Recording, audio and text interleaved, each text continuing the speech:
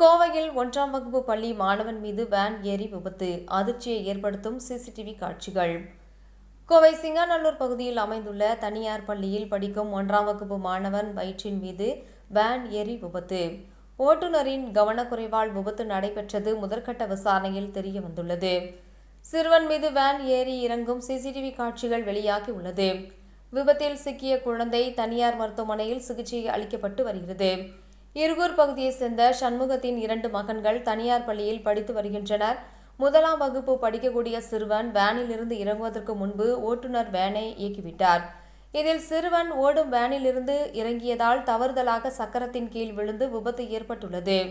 விபத்து ஏற்பட்டவுடன் அக்கம்பக்கத்தில் இருந்த பொதுமக்கள் உடனடியாக சிறுவனை அருகில் இருந்த தனியார் மருத்துவமனைக்கு அழைத்து சென்றுள்ளனர்.